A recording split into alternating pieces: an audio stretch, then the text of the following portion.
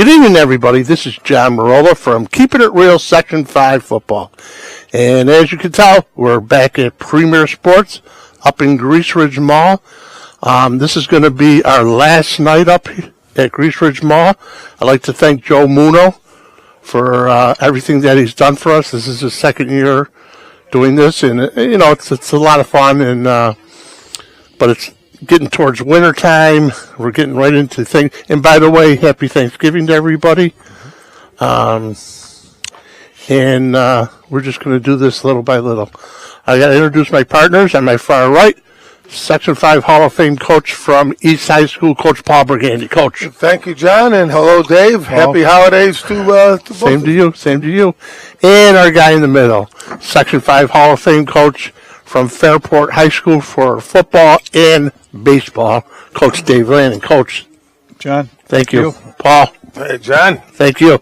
Happy Thanksgiving, everyone. Happy Thanksgiving. And what we're going to do is get into the games that were played. This is the first round of states, and all the games were played up in Buffalo this past weekend. We're going to talk a little bit about that. And the other surprise was last night. This is being taped on Tuesdays, coming out on Thursday, like usual. I went up and watched the Eddie Meath game, and I was just, politely, good surprise. And there's, some other things, though, I think that would be beneficial, maybe, to give it a little more spice, give it a little more juice. But first, let's just talk about the games this past weekend. We had two advance. 2 advance out of 5. Far West Regionals or the state quarterfinals, any way you want to look at it. Let's start with the 3 clubs that got there but didn't advance. And starting out in the Class D division, Avon ran into a real juggernaut in Newfane and lost 75-12. Wow. Newfane scored on 7 straight possessions. Avon finished 9-3 for the year. Another great year for Coach Englert's club. For Avon, Evan Bly to James Chase, a 31-yard touchdown pass, and Cal Dolgus, who finished an outstanding career. We've heard his name. Congratulations! Weekly. 9-yard run for Dolgus to finish the scoring for Avon. It was fairly close early, and then Newfane just stepped on the gas, and Avon, unfortunately, did not have any answers. But a great season for Avon, 9-3, and they've put together a couple of good years now. Yes, they have. Coach Englert. Now, before we go on, I was at the Eddie Meath game last night, and I ran into Pete McCabe, and Pete did that game. Oh, so I was talking to him a little bit about what 75-12. I mean, these are, they're both good football teams. And he just said it was like an avalanche.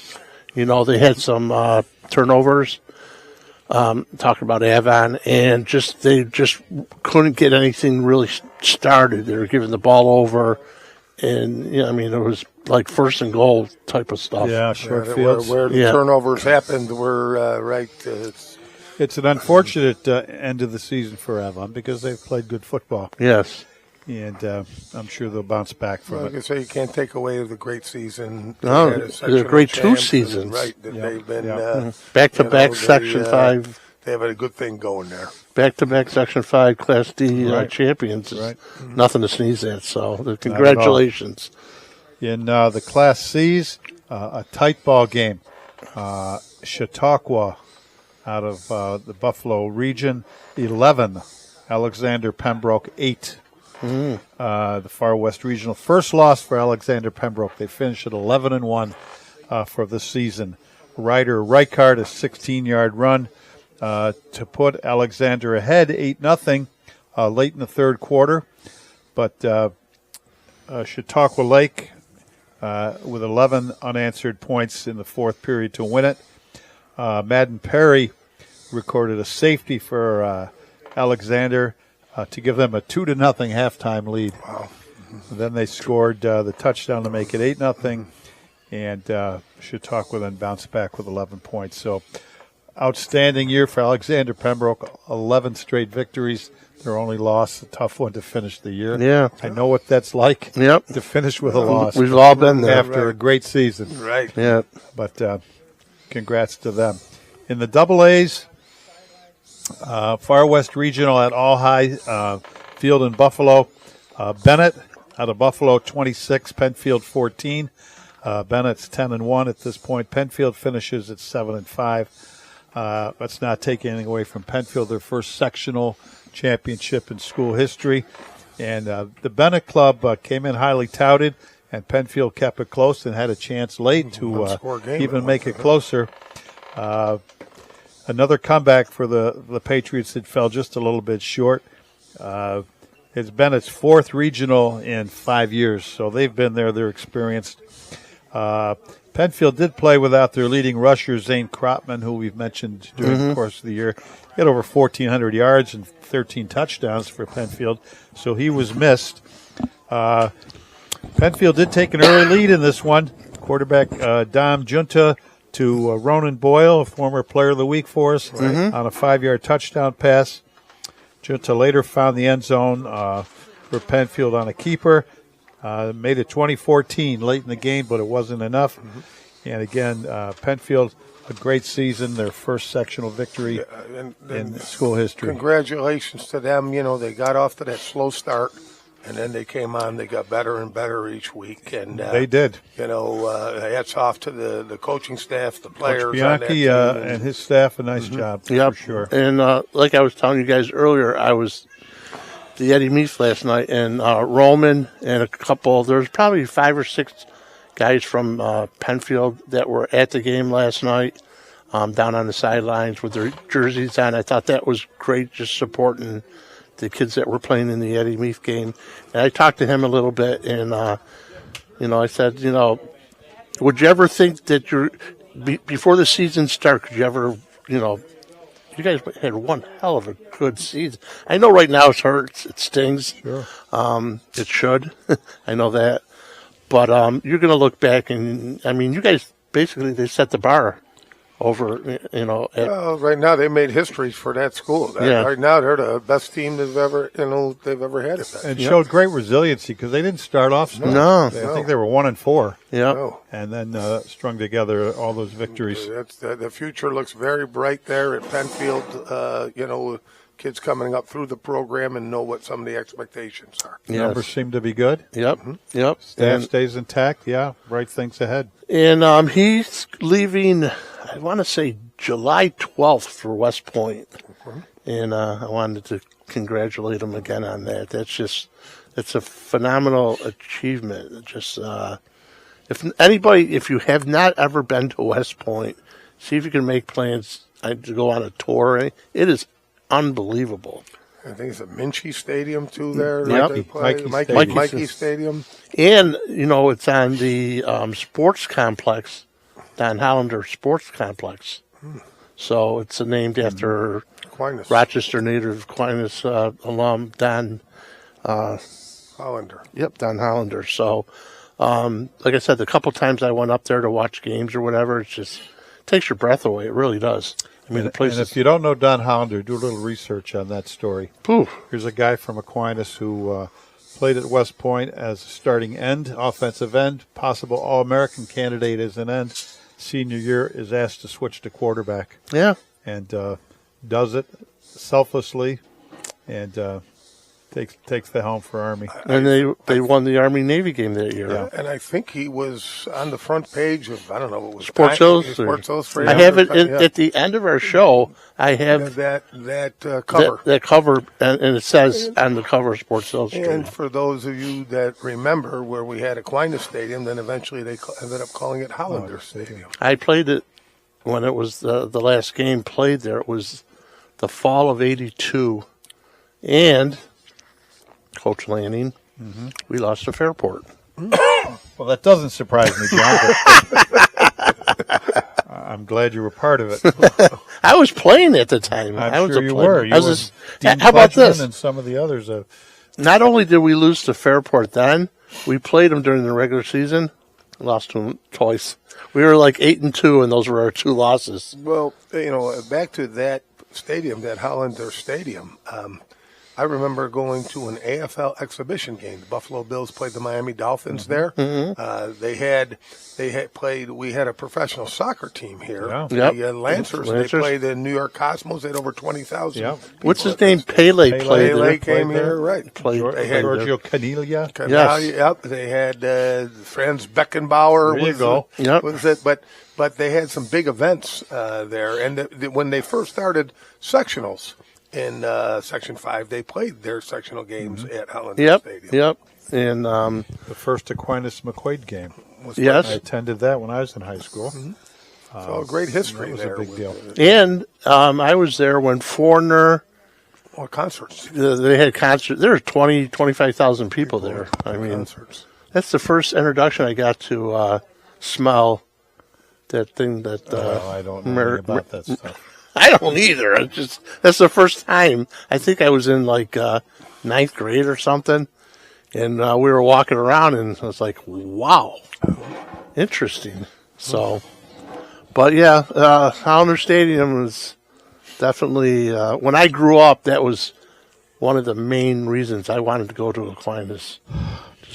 I played my last game there, too, with the now forgotten Rochester Raiders. Oh, right. I remember. Yes, they played there, and at that time, I remember when I was in high school, that was one of the few places that had lights. Yeah. And we would play Cardinal Mooney there under the lights, and that was a big deal. Yep.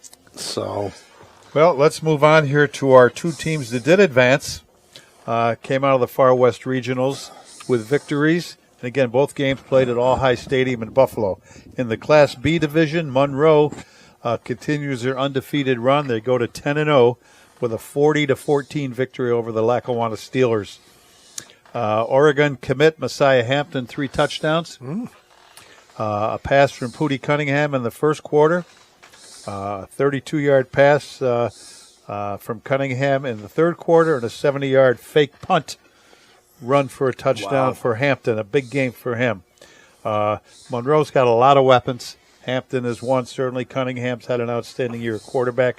Ray Garcia, 2 touchdowns for Monroe, a 10-yard run, and a 15-yard pass from Cunningham.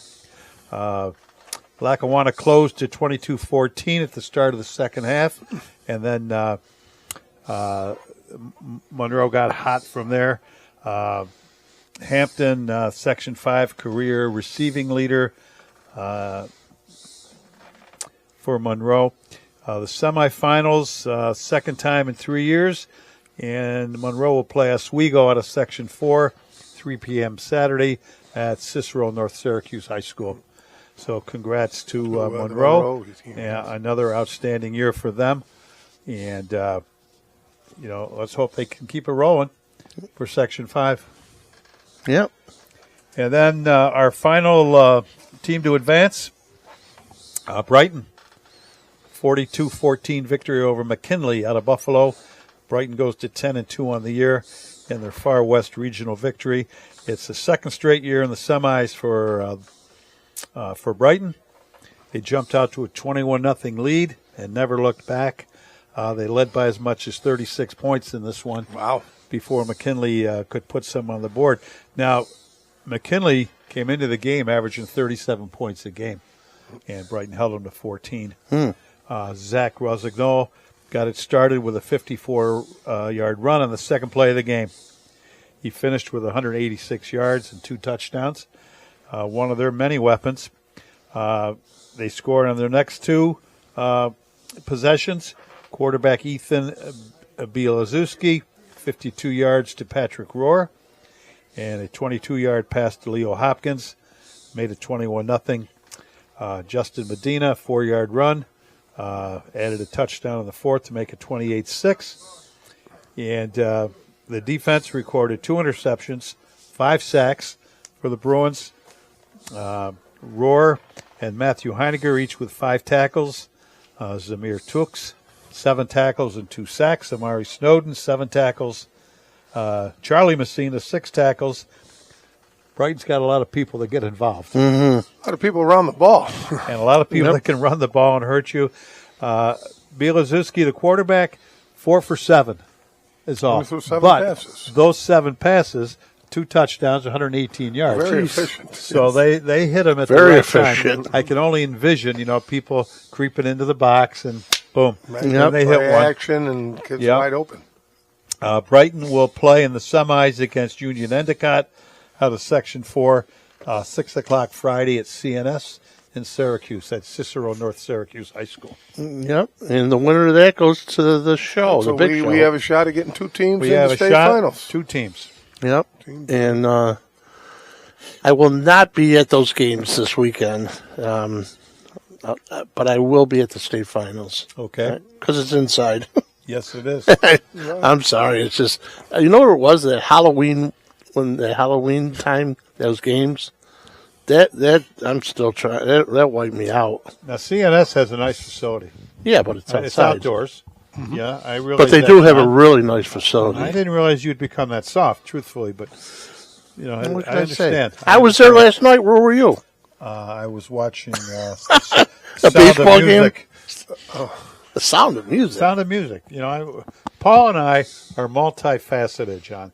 Yeah. We're interested in theater, not just football. I mean, God bless you. I watched theater. You ever see Brian's song? Yeah. Wow. Yeah. Actually, I stumbled upon that the other 50 night. years ago. James Caan and Billy D. Williams. Yeah, correct. Yes. The original. Classic. It's a tearjerker. Oh, every time I watch it. So, but on to like what I was, like I said, I was over at the U of R last night, and I thought things ran pretty well. The kids played hard. They really, they were playing to win, and that kind of surprised me a little bit. I thought maybe I haven't been to an Eddie Meath game probably in 10 years. Really? Okay. So I didn't know really what to expect, but I was pleasantly surprised with the kids playing their hearts out and the coaches coaching them up. Coach Bates was the East offensive coordinator. Okay. And the guys that I don't know were the Brockport guys on the other side. They were for the West. Okay. And Well, a couple of things that I have seen from some of the highlight clips that the kids are still passing out the helmet decals. So those helmets loaded up. They were loaded up pretty good with decals from the game. So that was it. And John, you mentioned that both of these teams had 60-plus players. yes, Which is probably the highest I ever remember. For that game. Usually it was 35 to 40. Capped at 40, I think. And that. So again, that was another plus. They wore their own team uniforms. If they were the visiting team, they were in their home school's white uniform. I don't think that's a bad idea. It's kind of like a baseball all-star game where everybody wears their own uniform. And you know what? It didn't look odd. The white were on white and the colors. And the only one were like, actually the 2 red. You know what I did not see there? And anybody from Hilton. I didn't see any Hilton players. Well, I don't may know, have but been I seen there. a couple. I think, hopefully that, in the future, because I don't think there was ever a listing of the players selected. Yeah. To even know that maybe there were some players from that school selected. I think what they've been doing lately is they've been just giving out these envelopes, inviting kids, and say they invite like 65 kids. Right. And now that 65, maybe you're hoping to get 45. Yeah. And Tyler said last night when I was like, I'm amazed by the numbers when I walked in. Right. There was over 100 kids on both sides out there warming up for the game. I was like, this is like watching college numbers. I'm not surprised that they played hard. I just wish there was a little more publicity for the game. Yeah, and I don't know whose fault that is, but we just that's because Like there was people that had commented didn't know that the game was being Yeah, played, yeah. and hopefully some of the in the future, as far as some of the improvements, will be the communication of that. And the other one that is such a big part of the Eddie Meath game is the hospital Yes. visit.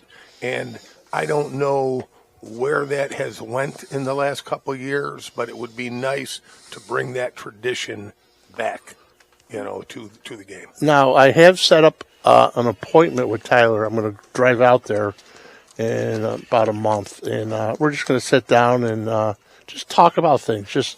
And that's one of the things I like to talk about. The big thing about the Eddie Meath game was the hospital.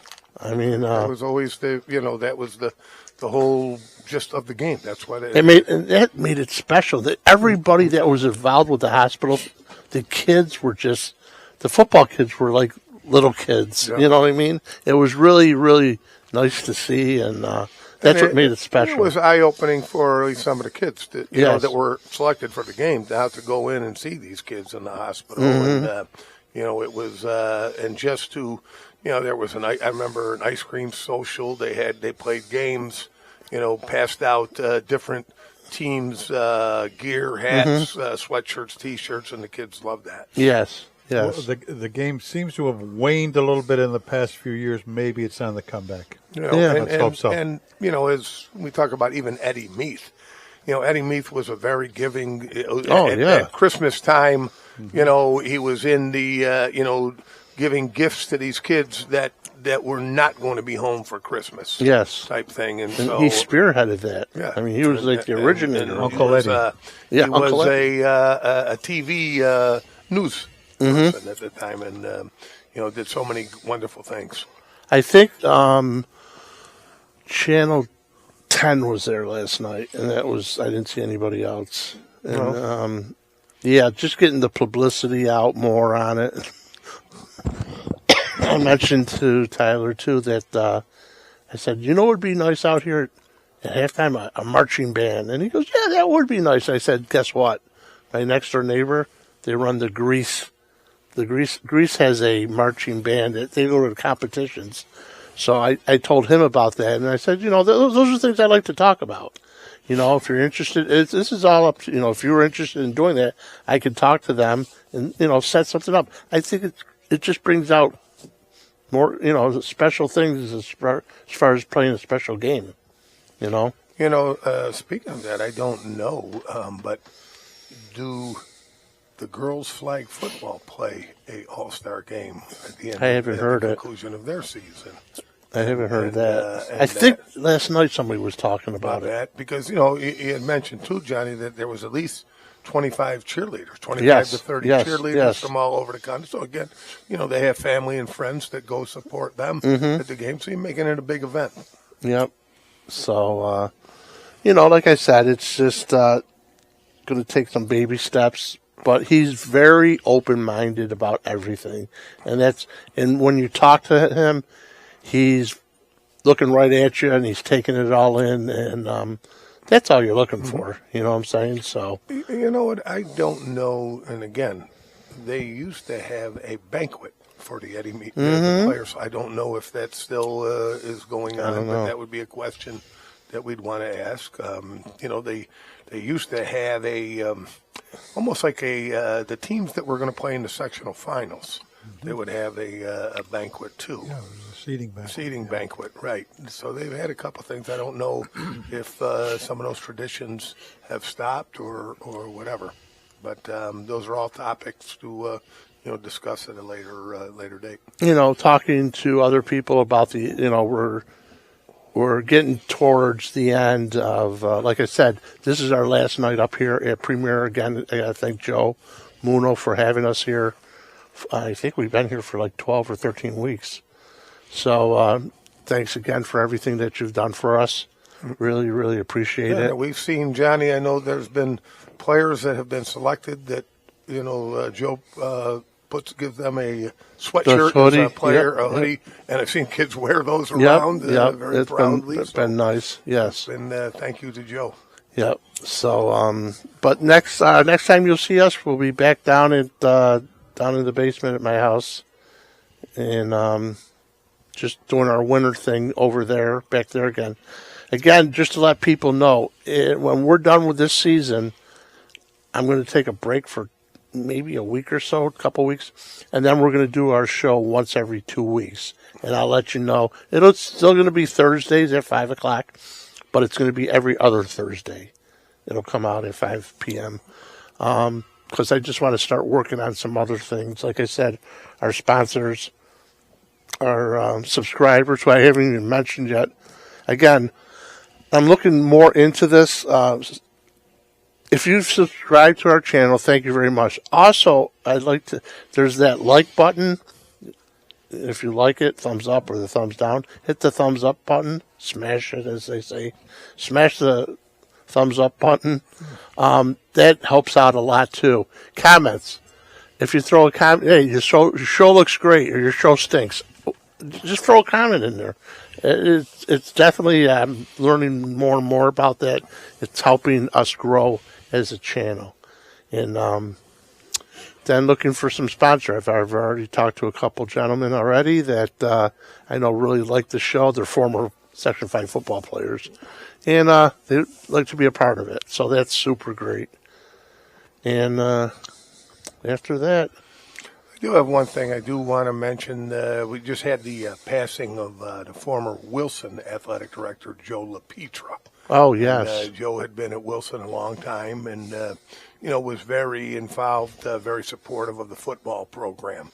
And he was battling, I believe it was like Lou Gehrig. Yes, it was. That he battled that for a long while now. When I was coaching back in 2001, 2002, back at Aquinas, it was really, when I tell people it was a special thing, us and the he's the soccer coach. Right, Joe was. The football kids and the soccer kids all hung out together. The coaches hang out. We hung out with Joe and their guys, and they hung out with us. And it was just you couldn't have asked for anything better for that those people. And he's just super, super awesome guy. And we're really, really going to miss him. Fellas, I'd like to just add one more. Yep.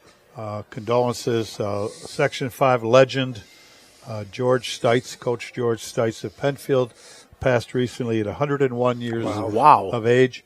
Coach Stites was a veteran of World War II, was decorated during the war, and coached for years and years Penfield soccer, basketball, baseball, and truly an icon in Section 5. That's 101. Yeah. That's one heck of a run, Another thing before we get out of here again, I'm in the process of switching pictures out in the back. At the end of our show, when I had the picture collage in the back, I got all the 2024 Section 5 champs out, replaced them with the 2025s. The 2024s are gone. Any other pictures? I've gotten a couple more. If you have anything, just please send it in. I'm still waiting for that black and white Dave Lanning. Yeah. Will that be signed? It will be signed. And I can bring in a game used jersey too. Wow, game used.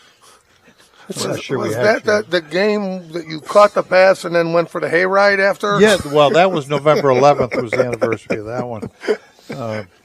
Little brown jug game. I got to ask Quinny about that one. I saw Coach Quinn at breakfast last Friday. How's he doing? He's hanging in there. Yeah. And in the off season now, just to let people know, like I said, we have a time and a date kind of set up. We're going to sit down with Taylor and go over some things and just ask him some questions. This is now, the Federation supposedly is going to be done. So what is he looking at as far as the future of Section 5, as far as leagues? Yeah, we'll be interested when the schedules will be coming out. Mm-hmm. There's always some movement as far as classifications. Some of the schools that do decide to combine, those are all some of the new coaching changes in the section. So those are many topics. Always off season that will be going on in the off season. Yeah. Some of the kids that signed scholarships or made commitments to various colleges will all be part of the topics. Mm-hmm. So, well, listen, best wishes again to Brighton and Monroe and their respective coaching staffs. And we hope we're still talking about you next week. Yes, going on to the Dome. And I love the Dome. As far as all of you, hope you enjoyed your Thanksgiving. Hope you ate like champions today and watched a lot of football. Yeah, this is the time. Faith, family, football, And the last one was finish. You try to finish it all. Don't leave anything left on the plate. If you do, it's your own fault. So, all right, everybody. Have a great night, and we'll see you again next week back at the house, and we're just going to go from there. So, on 3. 1, 2, 3. Keeping it real. Section 5 football. Good night, everybody. Have a great night. I've never seen you with a black hat on. Hey, congratulations, you guys. So, your last game with a black hat. This is it. This is it? This is the last hurrah? I got one more next week. Oh, you do? Last Section 5 game. What do you got? Well, it'll be a state Yeah. final. We won't know until... Oh, you won't know? Because we can't do our own team, so... So you won't have a Section 5 team? No. Oh, still though. Yeah, Nice. me and Brian Labigan. Oh, really? That's awesome. Yeah, yes, it'll be good.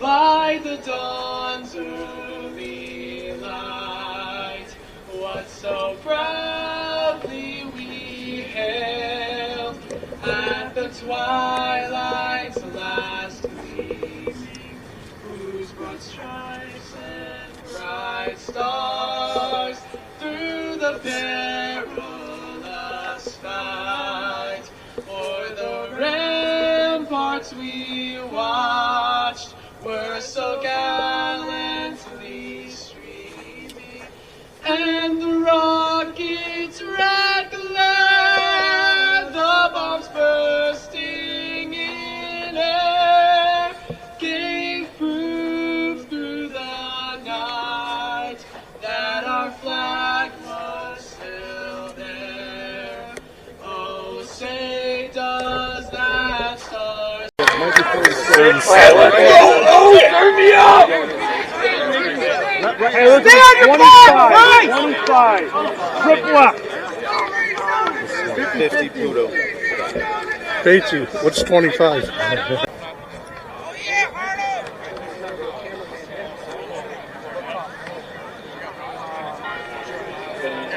Excuse me. You're all set. Tonight's Coin Toss.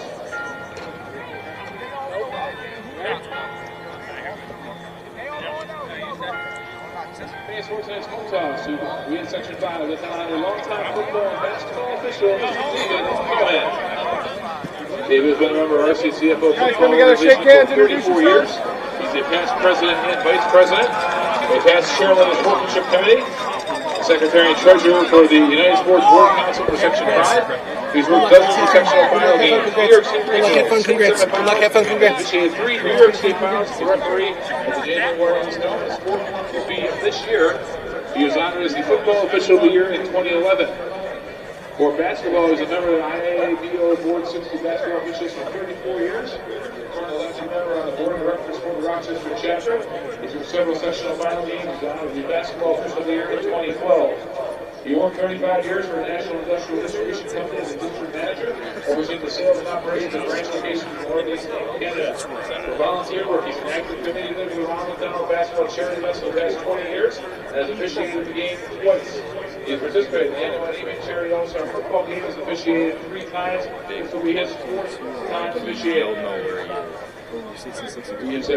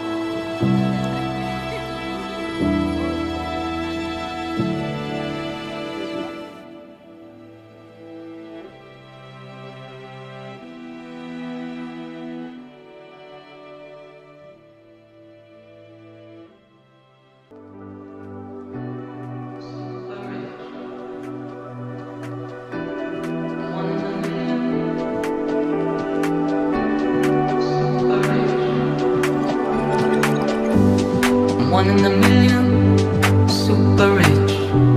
Got so much dough, I don't know what to do with it.